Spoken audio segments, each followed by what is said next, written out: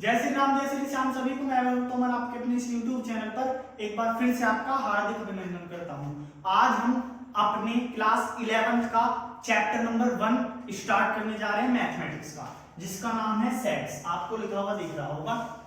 तो आज हम इस चैप्टर में सबसे पहले समझेंगे कि आखिर सेट्स होता क्या है, सेट्स का फुली इंट्रोडक्शन और कुछ बेसिक बातें।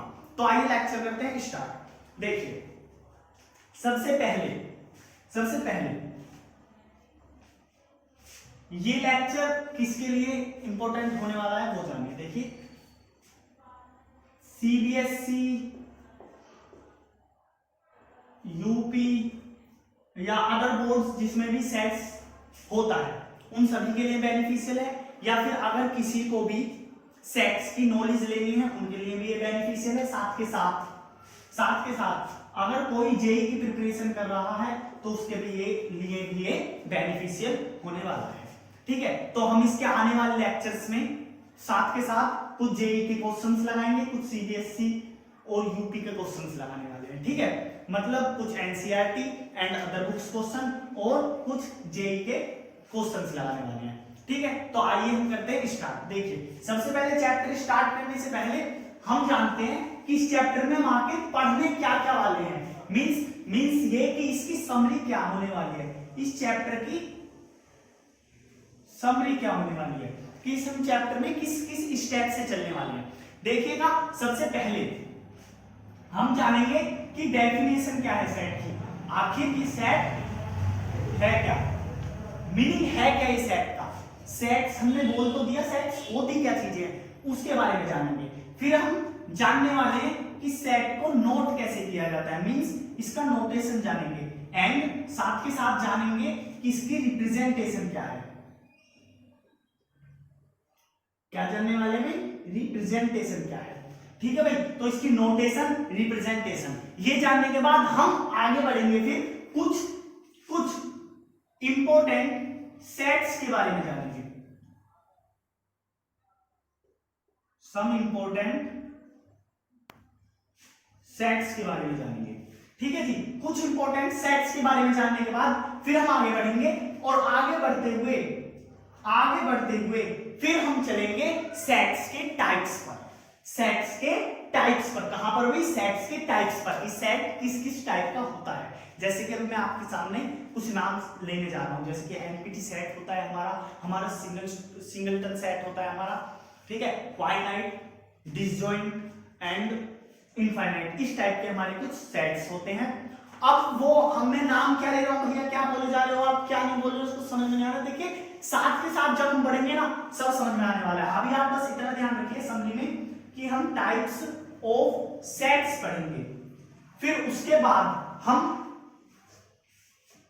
टाइप्स ऑफ सेट्स पढ़ने के बाद हम आगे पढ़ना शुरू करेंगे। इसके अच्छे से टाइप्स क्लियर करेंगे कि टाइप्स आखिर एमपीटी सेट क्या है, क्या होता है, कैसे इसको नोट किया जाता है, क्या क्या इसके एग्जांपल्स होते हैं, किस किस टाइप से हमें क्वेश्चंस मिल सकते हैं। ठीक है, उसके बाद हम आगे पढ़ना शुरू करेंगे।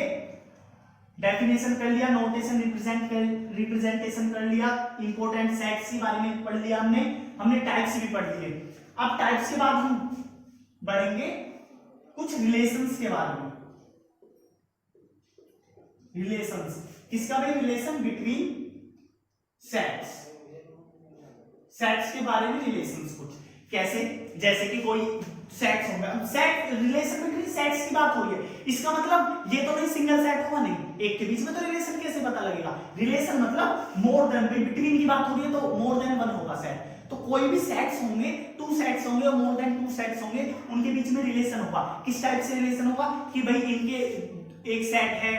अभी मैं आपके सामने एग्जांपल बोलने वाला हूं, आप कंफ्यूज नहीं हो रहिएगा कि बोल क्या रहे हैं। जैसे मैंने बोला कि कोई सेट है नेचुरल नंबर का और मैं बोलता हूं एक सेट है होल नंबर का, तो अब होल नंबर और नेचुरल नंबर आप अपने माइंड में सोचते हो तो हमारे माइंड में आता है कि भाई होल नंबर होते हैं 0 से infinity and the natural number are 1 to infinity. तो हमें इसमें कॉमन क्या दिखा, हमें ये कॉमन दिखा कि मैंने सेकंड वाला सेट जो बोला होल नंबर वाला वो मैच कर रहा है कहीं ना कहीं किससे, natural number. So natural number कहीं ना कहीं मैच कर रहा है किससे, होल नंबर से। तो ये दोनों एक साथ एक दूसरे के साथ रिलेशन रख रहे हैं। इसी टाइप से कुछ रिलेशन हम पढ़ने वाले हैं।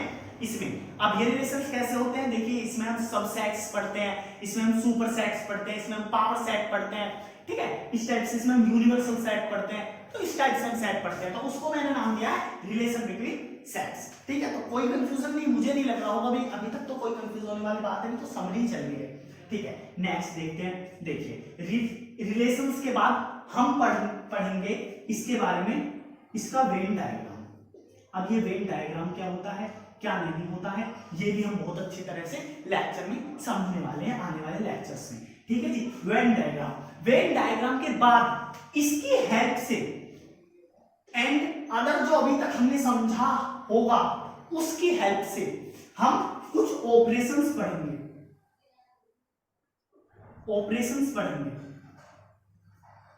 सेट्स के ऑपरेशंस। भाई कैसे ऑपरेशंस, देखिए जैसे कि अभी तक हम पढ़ते हुए आते थे, भाई क्या हम नंबर्स पढ़ते थे, सॉरी नॉइस के लिए थोड़ा कोऑपरेट कीजिएगा।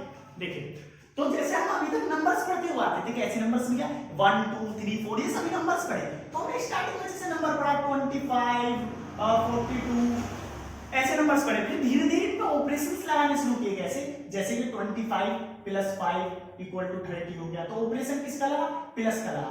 इसी तरह से 35 - 5 = 30 हो गया, इस तरह से। तो ये ऑपरेशंस लगे, हमने मल्टीप्लाई का ऑपरेशन देखा और हमने डिवाइड का ऑपरेशन देखा, इस टाइप से हमने ऑपरेशंस देखे, कुछ ब्रैकेट का ऑपरेशन देखा, ठीक है। तो ये नंबर्स के ऊपर कुछ ना कुछ हमने ऑपरेशंस देखे, ठीक है। तो इसी तरह से हम सेट्स के ऊपर ऑपरेशंस पढ़ने वाले हैं कि सेट्स को माइनस करेंगे तो क्या होगा, आपस में सबट्रैक्ट करने वाले हैं सेट्स को क्या होगा, आपस में ऐड करने वाले हैं सेट्स को क्या होगा, या फिर कंपैरिजन करने वाले हैं सेट्स को, उस टाइम क्या होने वाला है, ठीक है। तो ये सब पढ़ने वाले हैं ऑपरेशन ऑफ सेट्स, और यहां पढ़ने के बाद हमारा ये चैप्टर हो जाता है कंप्लीट, सारा चैप्टर हमारा कंप्लीट हो जाता है। तो भाई एक बात तो हमारी क्लियर हो रही है, एक बात तो हमारी साफ साफ क्लियर हो रही है, समझ में आ रही है क्या, कि ये सारा चैप्टर कंप्लीट चैप्टर थ्योरेटिकल होने वाला है, कंप्लीट चैप्टर थ्योरेटिकल होने वाला है, ठीक है, कंप्लीट। तो इसमें कोई भी हमें ऐसा नहीं मिलेगा बहुत ज्यादा हार्ड। अब इसीलिए हमारे लिए बहुत ज्यादा बेनिफिशियल हो जाता है, कैसे, फुल थ्योरेटिकल सब चैप्टर है, छोटी मोटी चीजें आती हैं, छोटा छोटा पूछते हैं हमसे कि सेट क्या होगा, कैसे होगा, ठीक है, ये चीजें पूछते हैं कि हमको कोई बात बता देगा कि एक जैसे बोलेगा कि 10 बच्चों को मैथ पसंद है किसी क्लास में पढ़ना, और 15 बच्चों को इंग्लिश पसंद है, 5 बच्चों को दोनों इंग्लिश एंड मैथ दोनों पसंद है, और इस तरह से हमें बोलता है, और फिर बोलता है कि बताइए कि अब टोटल बच्चे कितने हो गए, इस टाइप से बड़े मासूम से सवाल पूछता है, और ये जेईई में आते हैं, विश्वास मानिएगा इस टाइप से सवाल जेईई में आते हैं, जेईई में इस टाइप से सवाल मिलते हैं, मतलब हमें 4 मार्क्स वहां मिल रहे हैं छोटी सी बात पर, एक लाइन का सवाल एक बार देखो समझ में आ गया, 4 मार्क्स मिल जाते हैं। और वहीं डिफरेंशिएशन, इंटीग्रेशन, कैलकुलस, ये वो पढ़कर इतना सारा तब 4 मार्क्स मिलते हैं। तो ये बहुत ज्यादा आसान और बहुत ज्यादा प्यारा चैप्टर होने वाला है हमारे लिए। आइए तो इसी तरह से हम पढ़ना स्टार्ट करते हैं। उससे पहले आप इसको नोट कर लीजिए इसी तरह से, क्योंकि हम आगे बढ़ने वाले हैं, आप स्क्रीनशॉट ले सकते हैं। हाँ तो आपने स्क्रीनशॉट ले लिया होगा। अब देखिए, तो सबसे पहले अपनी हम समरी के पढ़ाई सबसे पहले हम स्टार्ट करेंगे क्या भाई, डेफिनेशन, ठीक है जी। तो अब हम पढ़ने वाले हैं इसकी डेफिनेशन। अब देखिए भाई सारा ध्यान बोर्ड पर होना चाहिए आपका, अब सारा ध्यान बोर्ड पर होना चाहिए, सारी कंफ्यूजन्स, सारी टेंशंस साइड में रख दीजिए। अब देखिए सबसे पहले हम स्टार्ट करते हैं डेफिनेशन के साथ कि डेफिनेशन मतलब आखिर सेट है क्या, आखिर सेट है क्या, हम सेट बोलेंगे किसको, हम सेट बोलेंगे किसको। देखिए सेट कुछ भी नहीं, आप सिंपल से एक बात रखिए, आप सिंपल से एक बात रखिए, आप मेरे को एक बात बताइए, हमको सेट्स मिलते थे, ठीक है, कैसे सेट्स भैया, नहीं आ रहा समझ में, देखो ऐसे सेट्स, हम अभी क्लास 10th में बोर्ड के लिए प्रिपरेशन कर क्या है, तो हम उसमें देखते थे कि सेट्स, हमें सेट्स मिल रहे हैं पर चैप्टर, और बोल सकते हैं कि पर सब्जेक्ट हमें सेट्स मिलते थे। कैसे हमें सेट्स ऐसे मिलते थे कि हम जब मैथमेटिक्स का अपना अनसोल्ड देखते थे या फिर सैंपल पेपर देखते थे तो उसमें सेट मिलता था। उस समय क्या होता था कि एक हमें ये हो जाता, पार्टिकुलर हो जाता, सेपरेट हो जाता था कि इस टाइप से हमें क्वेश्चंस मिल रहे हैं, फिर सीधा मतलब एक डिफाइन, अच्छी तरह से डिफाइन था वो, ठीक है, कि इस तरह से हमें सेट मिला।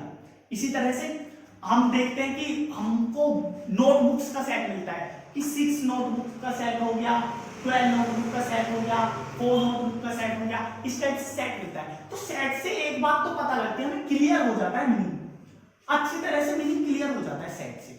ठीक है, जैसे कि हम सबसे अच्छा एग्जांपल तो हमारे लिए यही होगा कि हमें बोर्ड एग्जाम में क्लास 10th में अच्छी तरह से अभी सेट्स पढ़कर आए हैं।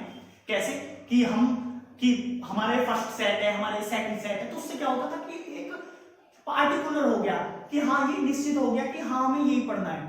ठीक है, तो वेल डिफाइन हो गया उसकी बात को। तो बिल्कुल वही चीज सेट है, बिल्कुल वही चीज सेट है। सेट क्या है, जिससे हमें सब कुछ क्लियर हो जाती थी बात, जिससे हमें सारी बात क्लियर हो जाती थी। ऐसा नहीं करना पड़ता था हमें कि ये क्वेश्चन हम कहां से लें, अब ये क्वेश्चन क्या करें, इसकी प्रैक्टिस कैसे करें, इस टॉपिक की प्रैक्टिस कैसे करें, कोई भी हमें डाउट नहीं रहता था, है ना। तो इसी तरह से सेट का हमें यही बेनिफिट था कि हमें चीजें अच्छी तरह से वेल डिफाइन मिलती थी। ठीक है, तो बिल्कुल सेट यही है। सेट क्या है, अब वो जो हमारे पास सेट आता था वो क्वेश्चंस का कलेक्शन होता था, क्वेश्चंस का सम्स का कलेक्शन होता था। तो बिल्कुल यही है। तो ये क्या है, एक कलेक्शन है, ये कलेक्शन है ऑफ ऑब्जेक्ट्स, ऑब्जेक्ट्स का कलेक्शन है। ठीक है, ये कलेक्शन है ऑब्जेक्ट्स का। भैया कैसा कलेक्शन है, कैसा कलेक्शन है, एक वेल डिफाइंड कलेक्शन है, एक वेल डिफाइंड कलेक्शन है। तो हम सेट को क्या बोल सकते हैं कि a well defined collection of objects. Objects का एक वेल डिफाइंड कलेक्शन ही क्या कहलाता है, हमारा सेट्स कहलाता है। भैया थोड़ा आपने अजीब टाइप से डेफिनेशन को लिखना है, थोड़ा सीधा लिखिए। चलो सीधा लिखते हैं। देखिए बात वो ही है, बात कुछ भी चेंज नहीं होगी, बात यही रहेगी, लेकिन बिल्कुल नोट करोगे तो आप उसके लिए, आपके नोट्स के लिए एक वेल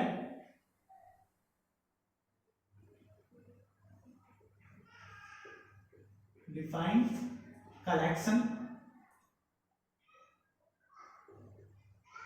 ऑफ ऑब्जेक्ट्स,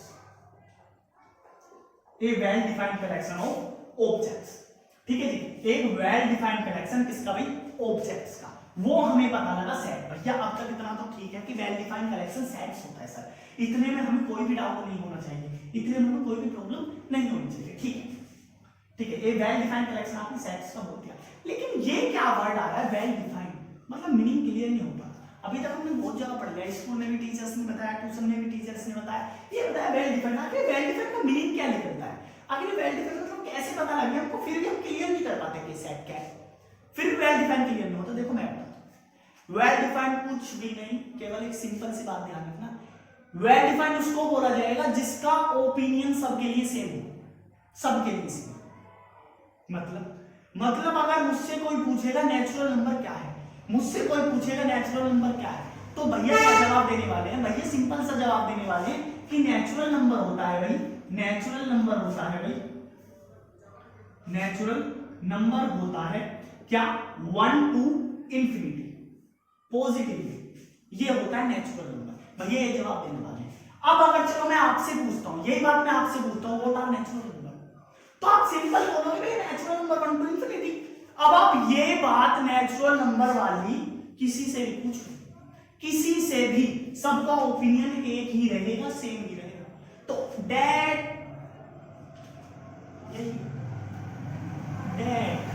क्या वेल डिफाइंड,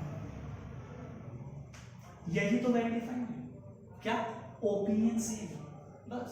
वेल डिफाइंड का मीनिंग आप माइंड में सेट कर लीजिए, ऐसा कोई भी कलेक्शन, ऐसा कोई भी एक्सपेरिमेंट, ऐसा कोई भी नंबर, ऐसा कोई भी सेट जिसके लिए, ऐसा कोई भी कलेक्शन ऑब्जेक्ट्स का जिसके लिए सबका ओपिनियन सेम रहे, सबका ओपिनियन सेम रहे, उसको क्या बोलेंगे, वेल डिफाइंड बोलेंगे, और तभी वो सेट कहलाएगा।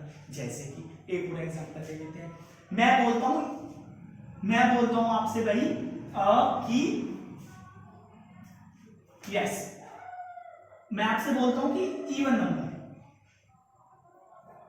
साथ के साथ बोलता हूं पॉजिटिव इवन नंबर, ठीक है, पॉजिटिव इवन नंबर। तो आप ऐसे शुरू करोगे +2 +4 +6, और मैं यहां बोलता हूं फर्स्ट जिससे कि ज्यादा बड़ा ना हो मैंने first three positive even number, तो मैं बोलूंगा +2 +4 +6 दैट्स इट। अब आप मुझे ये बताइए, मैंने बोला +2 +4 +6 ये बोला मैंने, जब आप first three even positive even numbers की बात आई तो मैंने बोला +2 +4 +6, कोई डाउट नहीं।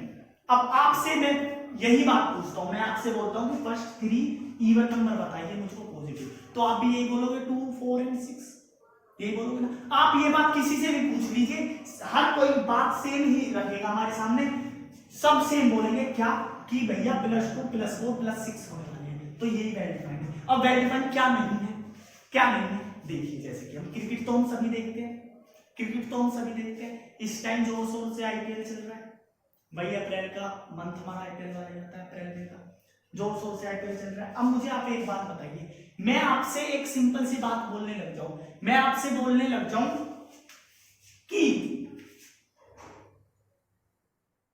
बेस्ट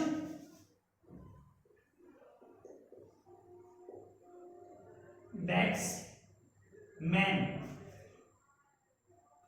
ऑफ आईपीएल, बस ये गलत लिख दिया भैया आपने, बेस्ट बैट्समैन ऑफ आईपीएल। अब लड़ाई होने वाली है, कोई बोलने वाला है भाई हमारा तो रोहित शर्मा है, विराट कोहली है, कोई बोलने वाला है नहीं थाला धोनी से अच्छा कोई नहीं, कोई बोलने वाला नहीं, सब गलत बोल रहे हैं। बात एबी डिविलियर्स की आएगी, सब पीछे हैं, फिर वहीं से ये कहता है नहीं हम तो हिंदुस्तानी हैं, यहाँ बात धोनी की ही रहेगी, तो इस टाइप से यहाँ लड़ाई होनी शुरू। मीन सबका ओपिनियन अलग अलग, हर कोई अपनी ऑब्जर्वेशन अलग रखता है, हर कोई अपनी थिंकिंग अलग रखता है इस बात के लिए, क्या बेस्ट बैट्समैन ऑफ आईपीएल, कोई धोनी बोलने वाला है, कोई विराट बोलने वाला है, कोई रोहित बोलने वाला है, कोई कुछ बोलने वाला है, तो सबका ओपिनियन अलग अलग रहा, तो ये सेट नहीं होगा, ये सेट नहीं होगा, ये सेट होगा, ये सेट नहीं होगा, बिल्कुल भी नहीं होगा। क्यों? क्योंकि इसके लिए सबका ओपिनियन चेंज हो गया, वही बात है बस, जिसके लिए सबका ओपिनियन चेंज हो जाए वो कभी सेट नहीं हो सकता, जिसके लिए सबका ओपिनियन सेम रहे वो सेट होगा।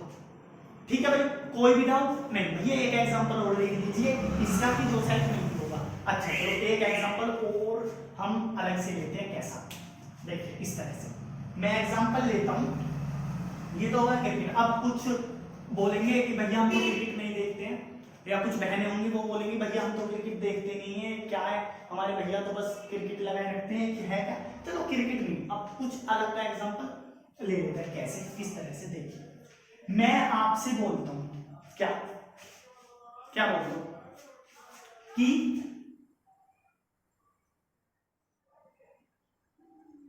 Favourite chapter of mathematics. अब फिर लड़ाई शुरू। अब क्या लिख दिया भैया आपने, अब तो और ज्यादा लड़ाई होने वाली है। कोई बोलने वाला है हमको तो सबसे अच्छा क्लास 10th में क्वाड्रेटिक इक्वेशन लगा था, कोई बोलने वाला एपी से अच्छा तो कुछ था ही नहीं, 2 फॉर्मूले चैप्टर खत्म।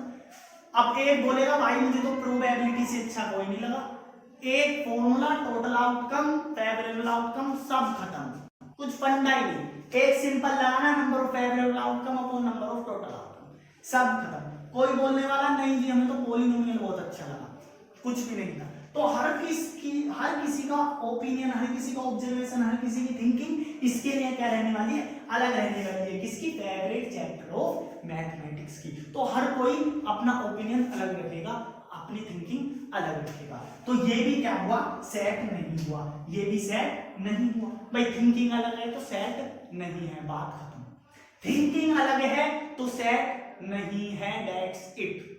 ठीक है, एक और एग्जांपल लेते हैं बड़ा प्यारा सा, और उसके बाद हम पढ़ना शुरू करेंगे अपना नेक्स्ट समझे का टॉपिक। देखिए तो क्या है ये, फेवरेट चैप्टर ऑफ मैथमेटिक्स। ठीक है भैया, नहीं है। अब एक बात और बोलने लग जाऊं मैं, यहां पर मैं बोलने लग जाऊं, क्या बोलने लग जाऊं कि yes, intelligent student of class, intelligent students of class की अगर मैं बात करने लगता हूं तो अब इसके लिए सबका ऑब्जर्वेशन अलग होगा भाई। आपके अगर आपको 5 टीचर पढ़ाते हैं, 6 टीचर पढ़ाते हैं, तो फर्स्ट टीचर आएगा, अगर उसके सब्जेक्ट में आप बेस्ट हो तो आपको इंटेलिजेंट बोलेगा, और अगर उस टीचर के सब्जेक्ट में आप बेस्ट नहीं तो वो आपको इंटेलिजेंट नहीं बोलेगा। अब आप इंटेलिजेंट हो या नहीं डजंट मैटर, बस उसको मैटर ये करता है कि उसके सब्जेक्ट में आप इंटेलिजेंट होने चाहिए। जैसे मैं मैथ पढ़ा रहा हूं, तो अगर आप मैथ के सभी क्वेश्चन सोल्व कर लेते हो, आसानी से सभी डाउट्स पूछते हो, आकर डाउट क्लियर भी करा लेते हो, सब चीज आपकी अच्छी चल रही है, तो मैं बोलूंगा ब्रिलियंट स्टूडेंट, तो आप इंटेलिजेंट स्टूडेंट हो। बट अगर आप मैथमेटिक्स में वीक हो, बाकी अदर सब्जेक्ट में बहुत ज्यादा हाई हो, तो मेरे लिए तो आप इंटेलिजेंट हो ही नहीं। व्हाई? बिकॉज मैं तो आपको मैथमेटिक्स पढ़ा रहा हूं, तो मैं तो उसी अकॉर्डिंग जज करूंगा। तो इसीलिए मेरा ओपिनियन क्या है, अलग है। अब उसी टाइम कोई नेक्स्ट टीचर आता है जो इंग्लिश पढ़ाता है, अब आपकी इंग्लिश बहुत ज्यादा अच्छी है, आपका ग्रामर बहुत अच्छा, आपका कंप्रेशन बहुत अच्छा है, तो उस टाइम इंग्लिश टीचर क्या बोलेंगे, he is a brilliant student, yes he is a brilliant student. But मेरे लिए तो ब्रिलियंट है नहीं। क्यों नहीं brilliant?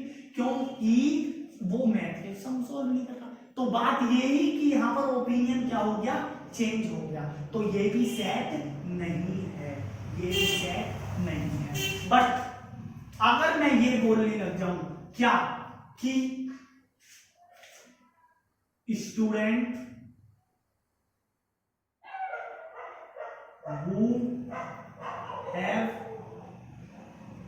80% plus in class 10 board exam, अब देखिए, अब वो इंटेलिजेंट है नहीं है, ठीक है, वो बीमार हो गया था इस वजह से मार्क्स कम रह गए, या लास्ट टाइम पे उन्होंने बिल्कुल भी नहीं पढ़ता था, लास्ट टाइम में मेहनत की इसलिए मार्क्स अप हो गए, डजंट मैटर। बस मैटर ये करता है कि 80% प्लस किसने स्कोर किया है। तो अब सभी के लिए सपोज दैट क्लास में बच्चे बैठे हैं और उस टाइम मैं पूछता हूं कि 80% प्लस, तो अब सभी के लिए सबका ओपिनियन सेम होगा। क्यों? अब जो भी 80% अबव वाला बच्चा है वही खड़ा होगा, वो ही अपना हाथ उठाएगा, उसके अलावा क्या कोई बोलेगा?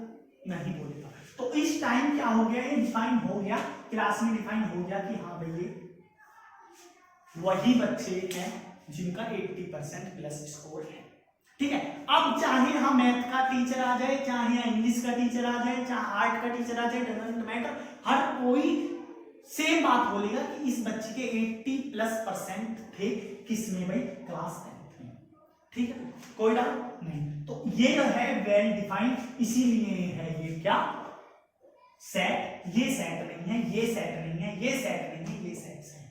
कोई डाउट नहीं जी। इसका स्क्रीनशॉट लीजिए, फिर हम बढ़ते हैं इसकी नोटेशन की तरफ। हाँ तो शुरू करते हैं, देखिए पढ़ना नोटेशन, ठीक है। नोटेशन, इसका नोटेशन पढ़ना स्टार्ट करते हैं। आपको पता है मैं आपको ही दोबारा पढ़ा रहा हूँ फिर से। अब आप बोलोगे भैया तो पहली बार ही पढ़ा रहे हो, फिर से कब पढ़ा रहे हो? दोबारा ऐसे पढ़ा रहा हूँ कि अभी मैं कैमरा ऑन करना भूल गया था, जिस तरह से मुझे फिर से स्टार्ट करना पड़ रहा है। मैंने आपको अभी roster form, set builder form और उसके बाद मतलब लेक्चर खत्म कर दिया था, और अब फिर से स्टार्ट करना पड़ रहा है। क्यों? कैमरा ऑन ही नहीं किया, ठीक है, तो ऐसा भी हो जाता है, ठीक है। देखिए तो नोटेशन, अब नोटेशन में क्या है कि हमको कुछ नहीं करना, जो भी हमारा सेट है उसको डिनोट करेंगे बाय कैपिटल लेटर, ठीक है। देखिए कैसे,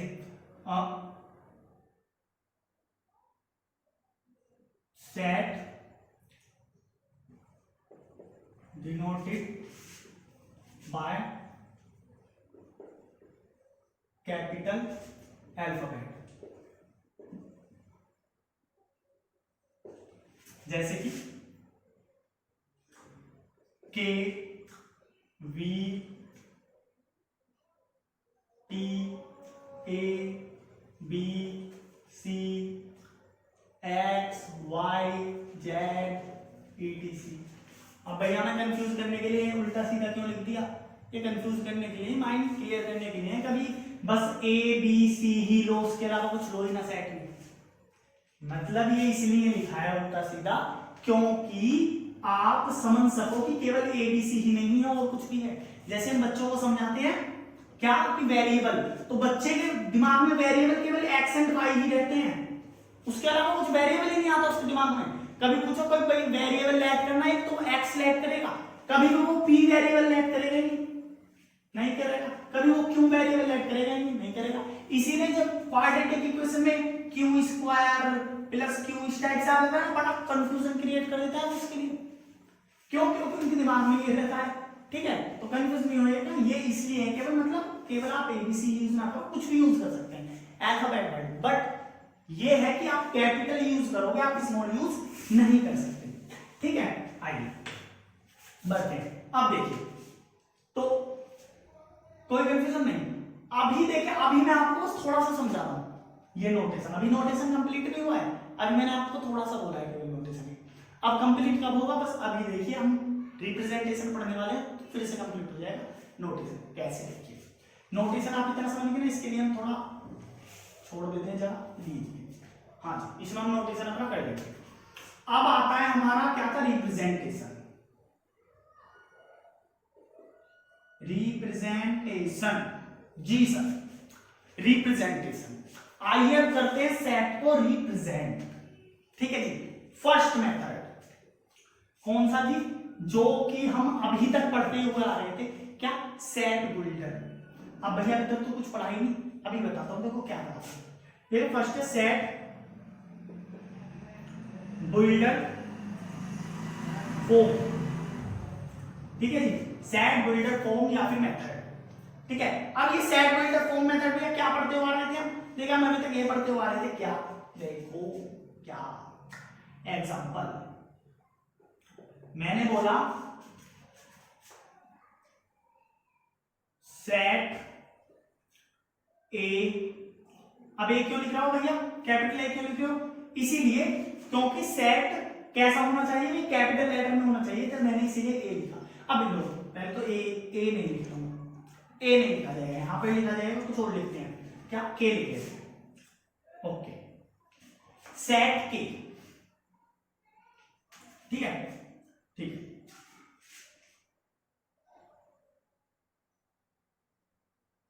is a collection of vowels of English alphabet, ठीक है नहीं, के कलेक्शन है वाउल्स का इंग्लिश अल्फाबेट के, कोई डाउट नहीं। एक और एग्जांपल लेते हैं, क्या, अच्छा, सेट वी, भाई वी क्यों ले रहा हूं भाई, वी से मेरा नाम है ना, बैकअप इसलिए नहीं लिया जा रहा है, देखो set V is A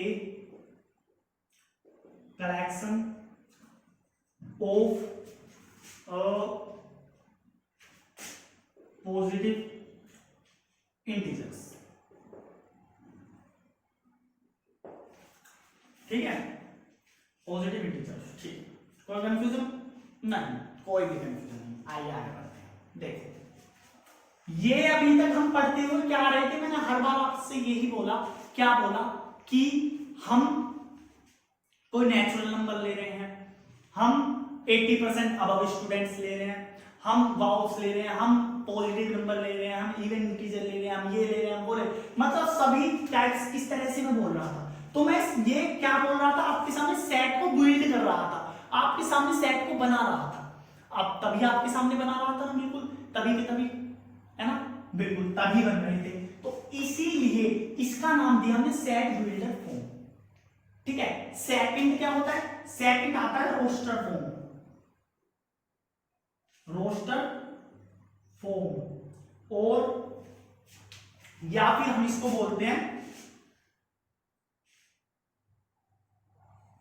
tabular form, ठीक है जी, रोस्टर फॉर्म और टेबुलर फॉर्म, ठीक है। देखो टेबुलर फॉर्म क्यों बोला जाता है, इसको क्यों नहीं है, तो इसका नाम है, इस बारे में ज्यादा बात नहीं करेंगे। बाकी रोस्टर से मैं आपको बड़ा अच्छे से क्लियर कराऊंगा कैसे, जैसे हमने सेट बिल्ड क्लियर कराना, कैसे सेट को बिल्ड किया जा रहा है, सेट को बनाया जा रहा है, तभी के तभी बिल्ड किया जा रहा है, तो एक स्टेटमेंट होना चाहिए ना सेट को बिल्ड करने के लिए, इसीलिए हमने ये सेट बिल्डर। ठीक, इसी तरह से कुछ इसको रोस्टर को समझने का प्रयास करते हैं, कोशिश करते हैं। रोस्टर रोस्टर रोस्टर मींस कि उसको सारा जितना भी इसका सारा में सबको निचोड़ के एक जगह ले आओ, सबको एक जगह इकट्ठा कर लो। कैसे, ऊपर का एग्जांपल ले लेते हैं। कैसे, देखो सेट के है, कैपिटल लेना है, कैपिटल ले लिया, ठीक है। इसके अंदर क्या है, कलेक्शन है वाउल्स का, वाउल्स का कलेक्शन है, मतलब ए ई आई ओ यू। अब आप बोलोगे भैया आपने तो कैपिटल बोला था, कैपिटल बोला था बेटा, सेट ना, सेट ये है कि ये सेट नहीं, ये एलिमेंट्स और ऑब्जेक्ट्स है, समझ रहे हो ना, अंदर आएगा एलिमेंट्स और ऑब्जेक्ट्स, यहां आता है एलिमेंट्स और ऑब्जेक्ट। अब भैया आपने छोटे क्यों लिख दिए, अभी जो मैंने अभी बोला था आपसे नोटेशन कंप्लीट नहीं हुआ, समझेंगे, वेट करो, चलो परेशान ना हुआ करो। अब देखो मैं एक सेट, अब ये हमारा सामने जो लिखा हुआ है वो लेते हैं क्या, भी उसमें क्या लिख रहा है, is a collection of positive integers, ठीक है जी, मतलब +1 +2 +3 डॉट डॉट डॉट, पता नहीं कहां तक जा रहा है जी, ठीक है जी, बंद कर देते। अब देखो, अब एक बार इसको देखिए मैंने क्या किया, मैंने क्या किया कि मैंने जितना भी ये सार था ना इसका, जितना भी इस बात का सार था, जितना भी इस बात का मीनिंग था, उसको मैथमेटिकल एक्सप्रेशन में शो करने की कोशिश की, उसको शो किया, उसको कोई कंफ्यूजन नहीं। अब मैंने क्या किया, इसमें कर्ली ब्रैकेट्स का यूज किया है, कर्ली ब्रैकेट। अब मैंने कर्ली ब्रैकेट यूज किया, ये नहीं भैया ने अच्छा दिखाने के लिए कर्ली ब्रैकेट यूज किया, भैया ये भी कर सकते थे, नहीं कर ही नहीं सकते, केवल कर्ली ही ब्रैकेट यूज किया जाएगा, ठीक है, only curly bracket we can use, ठीक है। आप देखिए, तो इसी तरह से हम एग्जांपल में क्या लेंगे, ये लेंगे कि सबसे पहले तो मैंने एक ऐसे कैपिटल के, ये सेट को डिनोटेट कर रहा है, अब इसमें हमने लिया ये कर्ली ब्रैकेट और इसके अंदर लिखे इंटीजर, इसके अंदर लिखे इंटीजर में, इसके अंदर लिखे ये वाला ले लेते हैं वाउल्स का, ठीक है, ए ई आई ओ यू। अब देखो नोट पॉइंट डाल के लिखो, क्या नोट पॉइंट ये है कि भैया ये एलिमेंट्स मैटर नहीं करता किस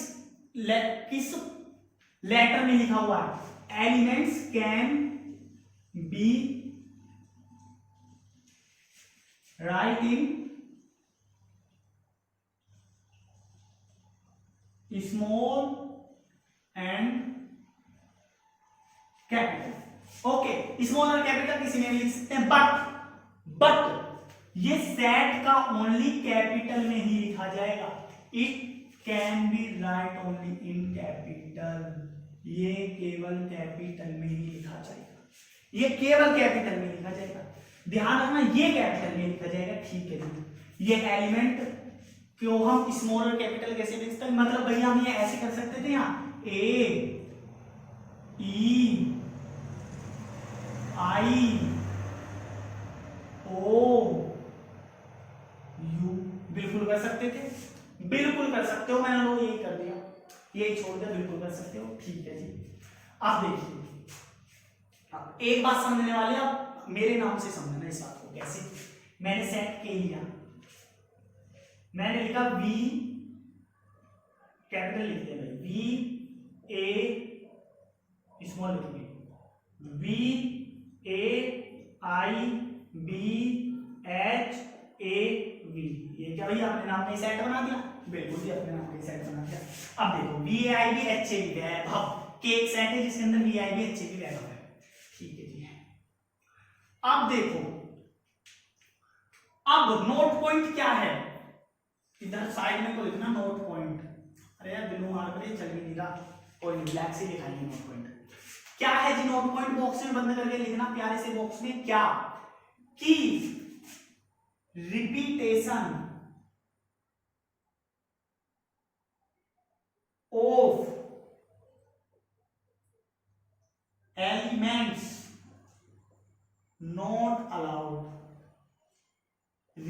multiplication of elements not allowed. भैया क्या बोलना चाह रहे हो, ये बोलना चाह रहे हैं। इसमें लिख रहा है v, इसमें लिख रहा है b, इसमें लिख रहा है a एंड b, मतलब दो दो बार लिख रहा है बात को दो बार नहीं लिख रही, बात को एक ही बार लिखी। ये क्या भैया, आज बात को एक ही बार लिखिए, क्योंकि बात को दो बार लिखो या एक बार लिखो मीनिंग सेम रहेगा। कैसे, देखिए ऐसे, मैं आपको आपके सामने सेट लिखता हूं A, जिसके अंदर आते हैं एलिमेंट 1 2 3, ठीक है जी। मैं आपके सामने लिखता हूं सेट B, जिसके अंदर आते हैं 1 2 2 3 1 3 3, इस तरीके से। यस, तो अब ये और ये आपके अकॉर्डिंग डिफरेंट है ना, डिफरेंट है लेकिन ये सेम है। Why? Because repetition is not allowed है। क्या करना है, ये 2 2 जितनी बार लिखा हुआ है इसको एक बार बना दो, ठीक है जी, एक बार बना दिया। 1 जितनी बार लिख रहे हैं एक बार बना दो, बना दिया। 3 जितनी बार लिख रहे हैं एक बार बना दो, बना दिया। भैया तो ऊपर वाले की जैसा हो गया, बिल्कुल सेम, तो बहुत हद सेम, ये दोनों सेम है। मीनिंग ये कि हम इसमें रिपीटेशन नहीं ला सकते। अब देखिए, अब मैंने सेट बिल्डर फॉर्म को क्या किया, इन्हीं बातों को ऐसे लिख दिया कर्ली ब्रैकेट्स में बंद करके। ये होता है सेट बिल्डर फॉर्म, सॉरी ये होता है रोस्टर और टेबुलर फॉर्म, ठीक है। तो आपने ये तो नोट कर लिया होगा ना, इसको जल्दी आप लिखिए, फिर मैं आपको सेट बिल्डर का एक और टाइप सिखाता हूं, ठीक है। जल्दी से आपने इसको नोट किया, मैं साइड हो जाता हूं। हाँ जी, तो आपने नोटेशन नोट कर लिया ना। अब देखो,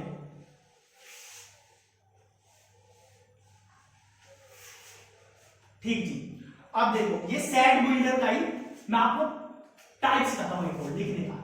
कैसे, देखो मैं आपके सामने एक सेट लिखता हूं V, ठीक है भैया, V के ये कुछ और लिख लो, तो चलो आपके लिए लिखते हैं हम C सेट, ठीक है जी। इसके अंदर मैं एलिमेंट्स लाता हूं, मैं लाया जी 1 ले आया, 2 लेके आया, 3 लेके आया, 4 लेके आया एंड 5 लेके आया, दैट्स इट। उसके आगे मैं नहीं लेके आया, मैं इतने लेकर आया, ठीक है जी। यहां तक कोई डाउट नहीं जी, कोई भी डाउट नहीं, ठीक है जी। सी एक सेट है जिसके अंदर 1 2 3 4 5 एलिमेंट्स है, यह है रोस्टर फॉर्म, ठीक है। अब इसको सेट बिल्डर फॉर्म में लिखता हूं, देखो आपके सामने किस तरह से, बड़ा प्यारा सा। एक तो मैं सिंपल लिख सकता हूं किस तरह से, मैं ऐसे लिख सकता हूं कि C is a set, नहीं, set C is a collection of first 5 natural number, ठीक है जी। फर्स्ट 5 नेचुरल नंबर का कलेक्शन है। एक तो मैं ये लिख सकता हूं, एक देखिए किस टाइप से। अब ये है सीखने वाली चीज, थोड़ा मैथमेटिकल जाते हैं। कैसे कि भैया C एक सेट है, ठीक है, A सेट C, कैसे कि X उसके अंदर एलिमेंट है, ठीक है, उसके अंदर X एलिमेंट्स है, सच दैट, किस तरीके से है X element, such that X belong करता है, किससे बिलोंग करता है। अब ये क्या है, ये देखिए जी, कुछ C को ऐसे बीच से काटा, मतलब E की तरह बनाया कुछ। इसको देखो, ये इसका मतलब होता है बिलोंग्स टू, ये एलिमेंट्स के लिए यूज किया जाता है, ठीक है। कोई एलिमेंट है जैसे कि V, तो V बिलोंग्स टू K, ठीक है। तो हम कैसे लिखेंगे कि V बिलोंग्स टू K, तो K देखो इधर आके दिखाता हूं मैं, K सेट से बिलोंग करता है क्या, V, मतलब V बिलोंग कर रहा है K सेट से, तो V इज अ एलिमेंट, ठीक है। तो एलिमेंट के बिलोंग करता है एलिमेंट, उसके लिए हम E इस तरह से E बनाते हैं, इसको बोलते हैं एक्सिलन, ये ग्रीक वर्ड है, ठीक है, एक्सिलन बोला जाता है इसको, ठीक है। तो ये बिलोंग्स करता है, किससे बिलोंग कर रहा है भाई, नेचुरल नंबर से बिलोंग कर रहा है। नेचुरल नंबर के लिए लिखते हैं हम N, अभी समझने वाले हैं वो N कैसे लिखते हैं, ठीक है। नेचुरल नंबर के लिए लिखते हैं N। तो x बिलोंग करता है नेचुरल नंबर से। किस तरीके से कंडीशन क्या लाई होती है कि x इक्वल टू और लेस देन है 5 से। ठीक है जी, x इक्वल टू और लेस देन है 5 से। एक है जी ये तरीका लिखने का। तो ये भी सेट बिल्डर फॉर्म ही है, ये रोस्टर फॉर्म है। कोई भी कंफ्यूजन नहीं जी। आप इसका स्क्रीनशॉट लीजिए, फिर हम अपने नेक्स्ट टॉपिक की तरफ, यानी हम पढ़ने वाले हैं सम इंपोर्टेंट सेट्स की तरफ। ठीक है जी, आइए इसका स्क्रीनशॉट लीजिए। हाँ तो देखिए, हम पढ़ने वाले हैं कुछ इंपोर्टेंट सेट्स की तरफ। कौन कौन से सेट्स, आपको ये तो क्लियर हुआ ना अच्छे से। देखिए, जो भी कोई भी डाउट हो, छोटा सा भी डाउट हो, कमेंट कर दीजिएगा। ठीक है, तो हम अपनी समरी के अकॉर्डिंग चल रहे हैं और वहां पर आ रहा है हमारे सामने सम इंपोर्टेंट सेट्स। जी हाँ, सम इंपोर्टेंट सेट्स। सबसे पहला n, क्या है जी n? ये है 4 नेचुरल नंबर। मतलब अगर कोई सेट है जिसके अंदर नेचुरल नंबर हैं तो वो क्या कहलाएगा? n कहलाएगा। ठीक है जी, वो कहलाएगा n। ठीक है, दूसरा w, भैया तो हम समझ गए क्या? 4 होल नंबर। ठीक है जी, w 4 होल नंबर। ठीक है, मतलब कोई 0 से लेके 1 2 3 और डॉट डॉट डॉट इंफिनिटी तक जा रहा है। ठीक,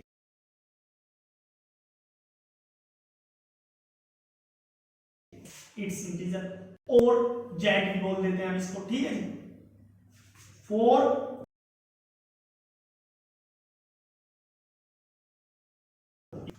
क्या आता है जी? 0 आता है, +1 आता है, +2 आता है, डॉट डॉट डॉट पता नहीं कहां।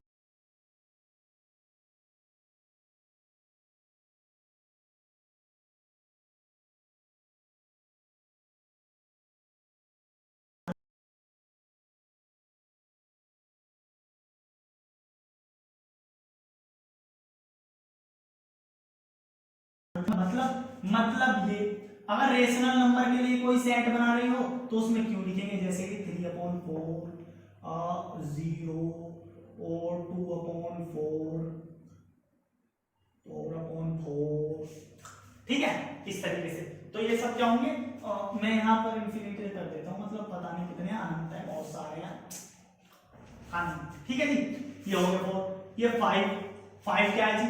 5th है हमारा r। Sir what is r is real number. Okay जी, फॉर रियल नंबर। भैया ये लिखा क्यों रहेगा? बड़ा इजी है, इजी तो है, ये कंफ्यूजन क्रिएट करता है बाद में। जैसे अभी समझ में नहीं आ रहा था ना, बिलोंग्स टू n, ये क्या बिलोंग्स टू n? जब तो है बात रियल नंबर। अब रियल नंबर आप देखिए जी, जो भी नंबर होता है, जैसे कि √5 हो गया, √3 हो गया, √4 हो गया, ये सभी रियल नंबर हो जाते हैं। 3/4 हो गया, 0 हो गया, 0 तो इधर आएगा खैर, हाँ मतलब कोई भी। ठीक है, नंबर लाइन सॉल्व कर लीजिए, 0 कहीं भी लिख देंगे ऐसे। ठीक है, अब देखो 6 क्या? r - q। ठीक है, और q डैश मतलब q बार मतलब इरेशनल नंबर। ठीक है, 4 इरेशनल नंबर। ठीक है, जैसे कि √5 होता है, √2 होता है, √11 होता है। भैया 10th क्लास में बहुत प्रूव करके आए हैं, आप परेशान ना करो इरेशनल का नाम लेके। चलो नहीं कर रहे इसलिए 3 लिखा देते हैं बस। ठीक है जी, कोई कंफ्यूजन यहाँ तक? नहीं जी, मुझे नहीं लगा कोई होने भी चाहिए। ठीक है, तो नेचुरल नंबर के सेट को n से, होल नंबर के सेट को w से, इंटीजर्स के सेट को i और z से, रेशनल नंबर के सेट को q से, रियल नंबर के सेट को r से। कंफ्यूजन क्रिएट मत करना कि रेशनल को r से कर दो, रेशनल को q से, इरेशनल को r - q या फिर q के ऊपर बार लगाते दे उससे। ठीक है जी, यहां तो कोई कंफ्यूजन नहीं। अब देखिए, मैं आपको एक और 6 and 7 है c, अब सी से किसको भैया 4 कॉम्प्लेक्स नंबर। अब ये कॉम्प्लेक्स नंबर क्या बीमारी दिया ही नहीं, ये तो पहली बार सुन रहे। देखो ये हम चैप्टर 5 में पढ़ेंगे बड़े अच्छे तरह से, बड़े विस्तार से, क्योंकि इसका मीनिंग होता है आयोटा। बस आप इतना ही समझो, मैं ज्यादा कुछ लिखाना नहीं चाह रहा, मैंने आयोटा लिखाया और 4 आयोटा 5 आयोटा इस तरीके से लिखा देता हूं। बस मीनिंग ये कि आई को, आई मतलब आयोटा, इसका मीनिंग होता है अंडर रूट में -1, इसकी वैल्यू होती है ये होते हैं कॉम्प्लेक्स नंबर। चैप्टर 5 में बड़े अच्छे से बड़े डीपली समझने वाले हैं, ठीक है। तो अभी परेशान नहीं होइएगा, अभी आपके लिए काम भी नहीं आने वाला, पूरे चैप्टर में कहीं आपको मिलेगा भी नहीं, ठीक है, घबराइए, ठीक है। अब देखिए ये हो गया। अब मैं थोड़ा इधर ऐसे साइड में कर लेता हूं और यहां कुछ बड़ी अच्छी बात लिखने वाली है, ध्यान रखना। क्या अच्छी बात भैया, अब तक क्या बेकार बातें थी, नहीं अभी तक भी अच्छी थी, लेकिन अब और अच्छी बात है क्या। देखिए ये बड़े कंफ्यूज करने वाली बात होती है क्या। मैं लिखता हूं Z positive. What is the meaning of Z positive, और या आई पॉजिटिव, इसका मीनिंग क्या है। देखो कोने में छोटा सा पॉजिटिव लगाने का मीनिंग है कि positive, only positive number, 4 positive integers only. जैसे कि 1 2 3 +2 +3, साइड हो जाता हूं मैं, शायद देख नहीं रहा था, सॉरी, +1 +2 +3 डॉट डॉट डॉट काटे जा रहा है। अब मुझे आप एक बात बताइए छोटी सी, क्यों, बिल्कुल ध्यान से यार देखो 1 2 3 लिख रहा है, आज लिख रहा है। अब ये 1 2 3 को उठा दीजिए, इंफिनिटी तक जा रहा है, नेचुरल नंबर पे पटक दिया जी, 1 2 3 आज इंफिनिटी तक जा रहा है, कोई डाउट नहीं। फिर से 1 2 3 उठाया, इंफिनिटी तक जा रहा है, नेचुरल नंबर की जगह ले दिया, चिपका दिया, बिल्कुल सेम है। तो क्या समझ में आया कि Z पॉजिटिव और I पॉजिटिव का मीनिंग नेचुरल नंबर है, कोई कंफ्यूजन वाली बात नहीं, ठीक है जी। और इसी तरह से मैं बोलने लग जाऊं Z नेगेटिव और I नेगेटिव, कोई बात नहीं, 4 नेगेटिव इंटीजर्स ओनली, ठीक है जी। जैसे कि -1 -2 -3 ज्यादा नहीं लिखना, पता नहीं आपको, ठीक है, मतलब जीरो नहीं होगा, जीरो न्यूट्रल होता है, ध्यान रखना भी, कभी इतना तो समझदार हो गया कि जीरो न्यूट्रल होता है ना, तो पॉजिटिव ना नेगेटिव किसी में नहीं आती है। अब देखिए, अब आप मेरी एक और बात सुनिए, क्या अगर मैं Z पॉजिटिव और Z नेगेटिव को एक जगह ले आता हूं, तो ये क्या Z के इक्वल हो जाएगा। अब आप मुझे ये बताइए, बस मैं कुछ नहीं पूछ रहा आपसे, आपके सामने सब कुछ लिखा हुआ है, आप मुझे इतना बताइए, बस 5 सेकंड्स का वक्त है आपके पास। 1 2 3 4 एंड 5, देखो कुछ बोल रहे होगा, अरे भाई साहब, Z पॉजिटिव और Z नेगेटिव, Z पॉजिटिव की बात करता हूं only positive number, Z negative की बात करता हूं ओनली नेगेटिव नंबर, बट जब हम Z की बात कर रहे हैं तो उसमें तो जीरो भी आ रहा है और इसमें जीरो नहीं आ रहा, तो ये दोनों नॉट इक्वल होते हैं, ये बात ध्यान, ठीक है। हाँ ये हो गया। तो इसी तरह से जैसे हमने इसके ऊपर नेगेटिव लगाया तो किसी के और के ऊपर भी नेगेटिव लगा सकते हैं, बिल्कुल जैसे कि हम रेशनल नंबर के ऊपर, रियल नंबर के ऊपर, इनके ऊपर भी नेगेटिव और पॉजिटिव लगा सकते हैं। उससे क्या होगा, जैसे मैं R नेगेटिव लिख देता हूं, R नेगेटिव, तो इसका मीनिंग होगा 4 नेगेटिव रियल नंबर। इसी तरह से मैं Q के ऊपर नेगेटिव लगा देता हूं, तो क्या मीनिंग होगा 4 नेगेटिव रेशनल नंबर। इसी तरह से पॉजिटिव लगा देते, पॉजिटिव हो जाता। तो ये था हमारा सम इंपोर्टेंस ऑफ सेट्स, ठीक है। अब हम पढ़ेंगे टाइप्स ऑफ सेट्स, ठीक है, जो हम पढ़ने वाले हैं अपने नेक्स्ट लेक्चर में। अभी हमने इस लेक्चर में देखो कुछ नहीं किया है, केवल हमने छोटा सा ये पढ़ा है, केवल इसके इंट्रोडक्शन दिया, अभी हमने कोई भी क्वेश्चन सोल्व नहीं किया, कुछ भी नहीं किया, फुल थ्योरी है, ठीक है जी। अब हम जब इसके सेट्स पढ़ेंगे, ऑपरेशंस पढ़ेंगे, उसके बाद हम क्वेश्चंस पढ़ना स्टार्ट करेंगे। तो अगर आपको वीडियो अच्छा लगा हो, शेयर करें ज्यादा से ज्यादा और चैनल को सब्सक्राइब करें, और न्यू वीडियो के लिए चैनल पर बने रहें। वीडियो बहुत ही जल्दी आपको मिलने वाला है। धन्यवाद।